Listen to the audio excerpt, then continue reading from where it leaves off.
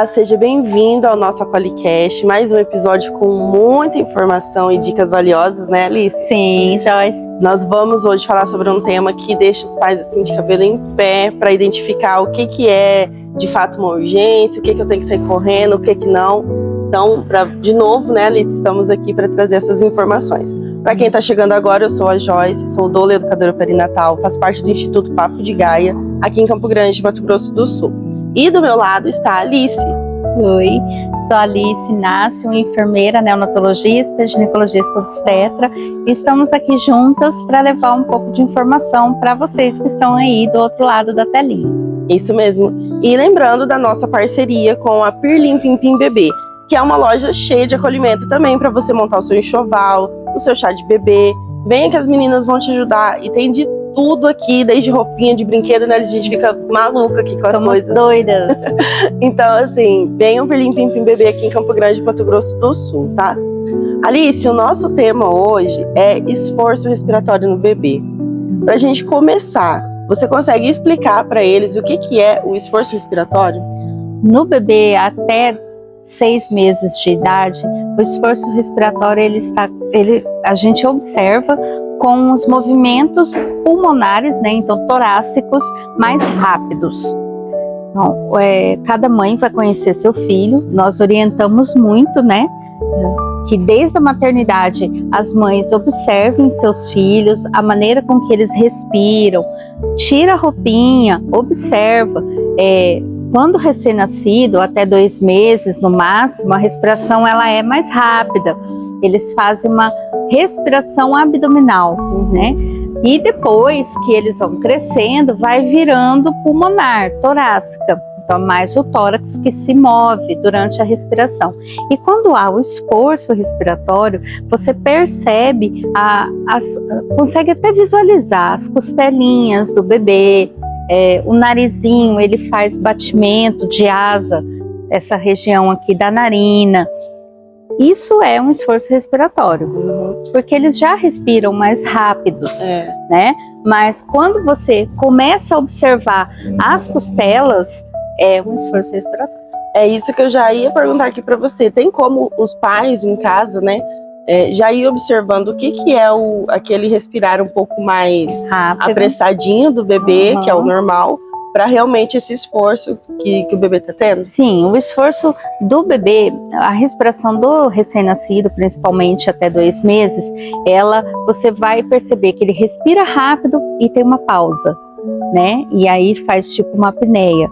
Aí ele respira rápido de novo e tem outra pausa. Isso está normal, tá? É uma respiração abdominal. Então ele está fazendo a transição para a torácica. Já o esforço respiratório é tudo rápido, além de você observar as costelas. Então nós chamamos de toda a região intercostal dele vai se movimentar e rápido, e pode vir seguido de gemência também. É um sinal também, né? O bebê, aquele gemidinho que ele dá quando ele está respirando, também é um sinal de alerta. É um sinal de alerta. Entendi. De muito alerta, inclusive. Você consegue explicar assim mais a fundo esse bater de asas, de nariz, que às vezes a gente fala, os pais não conseguem identificar como é que é, né? Quando ele respira rápido e com o esforço, né, essa região da narina, das 2 narinas aqui do bebê, ela vai se movimentar para dentro e para fora. Então parece que tá saindo por ali o ar. E realmente, né, ele está tentando compensar de todas as formas para manter a oxigenação para os órgãos vitais, cérebro, coração e rins. Então, para isso, ele vai sacrificar o pulmão.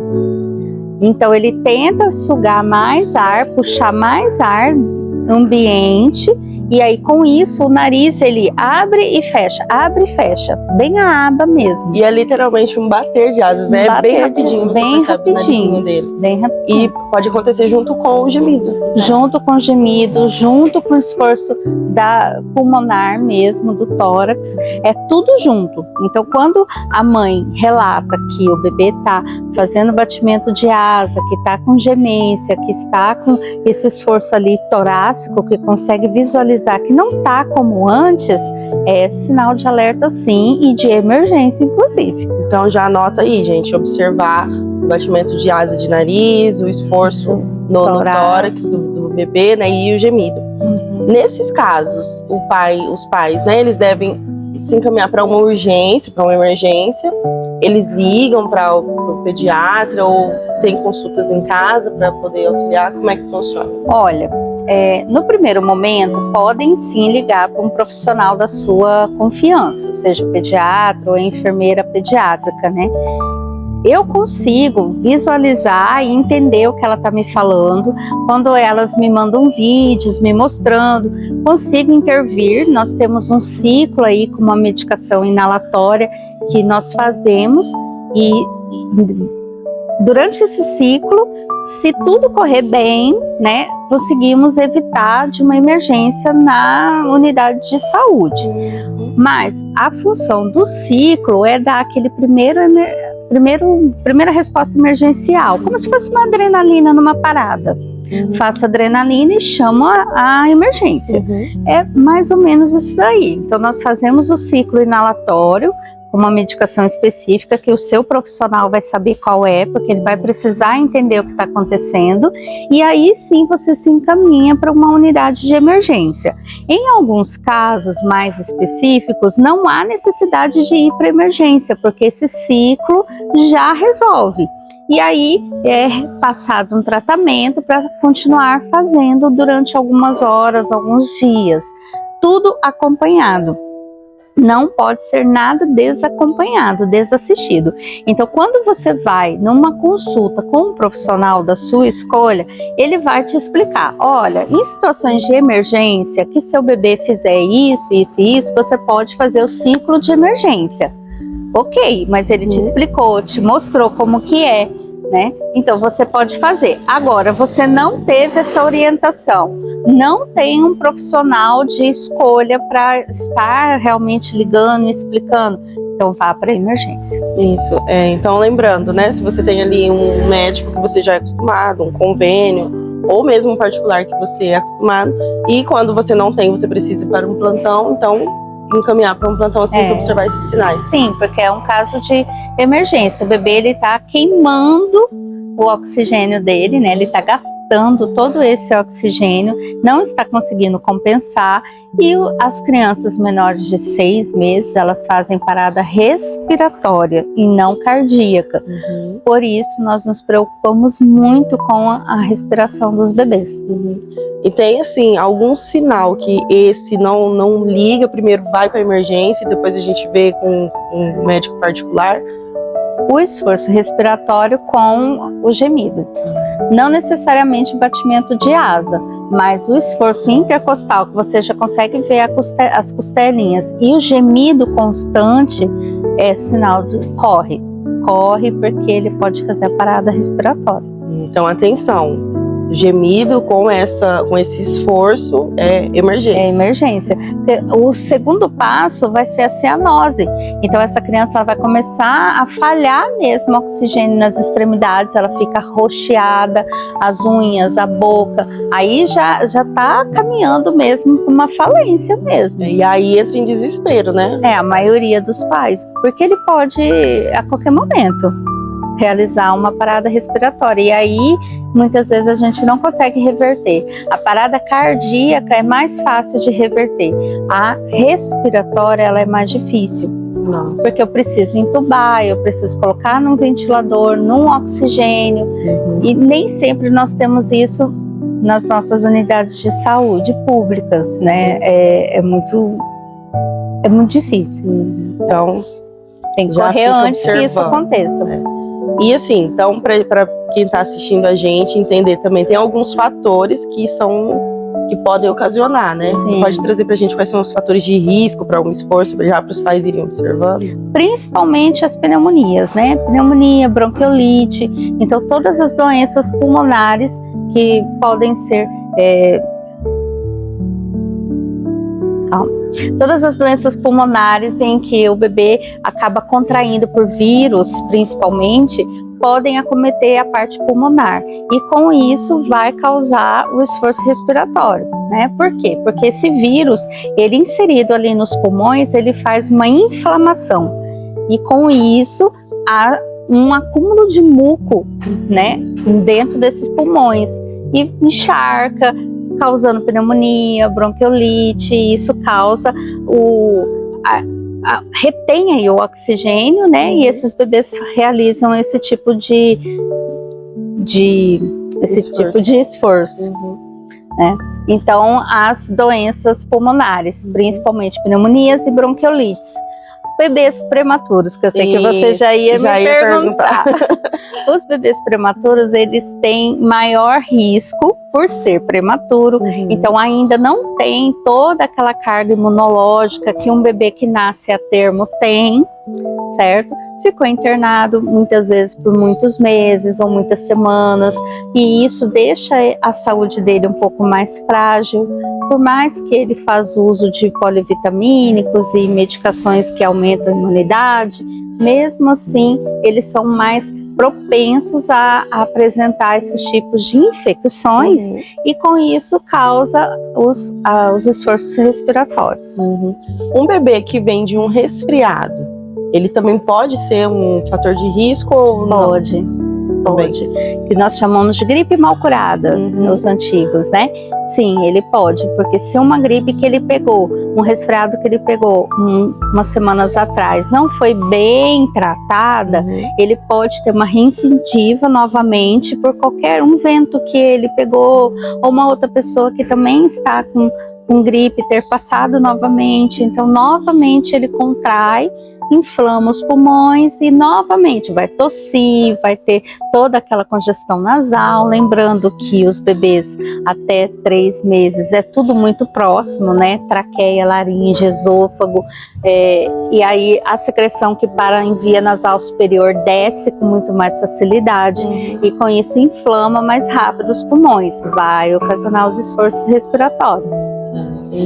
Então é o cuidado, né, cuidado. É um bebê, né, a gente sempre fala que ele é sensível, né, tá aprendendo tudo, então tomar esses cuidados. Tem uma mensagem que você quer deixar, assim, de uma orientação, uma dica de segurança mesmo, para quem tá aí acompanhando, para quem é rede de apoio também, para ajudar esses pais, né, a observar? Sim, bom, se o bebê já está com uma congestão nasal, o importante é você continuar lavando esse nariz da forma correta, numa posição adequada, para que esse soro fisiológico não vá para os pulmões e sim ele limpe realmente as vias superiores. Então temos aí uma posição correta para colocar esse bebê que é semi-sentadinho, né, e estilar esse soro de forma não muito rápida em bebês menores, né, nos maiores já pode ser um pouco mais rápido, com mais pressão, que nós falamos. Ficar atento, porque da congestão nasal é muito rápido descer para os pulmões e inflamar esses pulmões. Então, a congestão nasal já é um sinal. Se o bebê está com congestão nasal, ou você já entra com a lavagem nasal, já entra com o inalatório que ele faz costume de usar, né? Ou a medicação que ele faz costume de usar para descongestionar essa narina, podem estar falando com um profissional que atende vocês. Lembrando que enfermeiras pediátricas também podem atender, também podem te orientar, te encaminhar, além do médico pediatra também, claro, né? Os dois aí unidos podem sim ajudar. Então, o primeiro sinal é a congestão nasal. Bebês muito congestionados vai estar acumulando muco e nasal, pode descer para a região do esôfago e ir para os pulmões. Então, é o primeiro sinal. Fique atento. Nossa, e você falou assim, é muito importante porque a gente vê vários vídeos aí na internet de lavagem nasal, né? Sim. E tem uma forma correta para se fazer para que isso não desencadeie algo pior, né? Porque talvez você tá lavando, mas eu lavo o nariz, mas ele tá todo tomado de secreção, de soro, tudo junto, né? Tem a forma correta. Bebezinhos até 2 meses, até 1 mês de vida é semi-sentadinho, não totalmente sentado, até mesmo porque eles não conseguem ficar, né? E por ser muito próximo mesmo, traqueia e o esôfago, essa região nasal é muito pequenininha. Então o melhor é semi-sentadinho. E já as crianças acima de 2 meses, você já consegue sentar elas, segura aqui na parte da frente com uma mão e vai fazendo a lavagem. E bebês maiores, crianças maiores, conseguem ficar mais eretas. Nunca de deitado, milhões, né? gente. Já peguei muitos clientes que o bebê estava totalmente deitado e elas fazendo, não, você vai levar soro pro pulmão. Nossa, olha só, então anota as dicas, tá? Então, a gente tá indo pro finalzinho, né? Mas já. Finalzinho já. E que bom, né, que a gente tem esse momento de acolhimento, mesmo de informação, para você não ficar, às vezes, achando que tá fazendo certo e tá, né? É uma coisinha que tá errada e você precisa mudar. E saber que tem profissionais para te ajudar, né? Quando você tem esses sinais de alerta. Sim. Então, assim, o episódio de hoje trouxe muitas orientações, muitas informações importantes. Mande aí para quem você sabe que tá esperando o bebê, já ir se preparando. A gente sempre fala que é melhor você aprender tudo antes, né? Para quem já tá com um bebezinho pequeno, para quem vai ser rede de apoio, todo mundo tem que receber essas informações, né, Alice? Sim, todos precisam receber. São dicas de milhões. Então, obrigada, né, por Nada. hoje. Foi rapidinho, mas foi, assim, esclarecedor, fundamental. Eu, como mãe de 2, não tive essas informações quando eles eram menores, né? Então, assim, realmente são dicas que faz diferença, faz né? muita diferença. Então, aproveitem, assistam, anotem e encaminhem para suas amigas, né? Que dica boa a gente compartilha. Então, agradecer a nossa parceira Pirlim Pim Pim. Lembrando, se você está fazendo seu enxoval, está começando a montar, vem aqui para Pirlim Pim Pim Bebê, que aqui tem de tudo. Você vai sair daqui maravilhada com o atendimento e com as coisas que eles têm aqui, né? Sim, exatamente. Então, obrigada e até a próxima semana com outro tema que vocês já vão, assim, ó, adorar. necessário.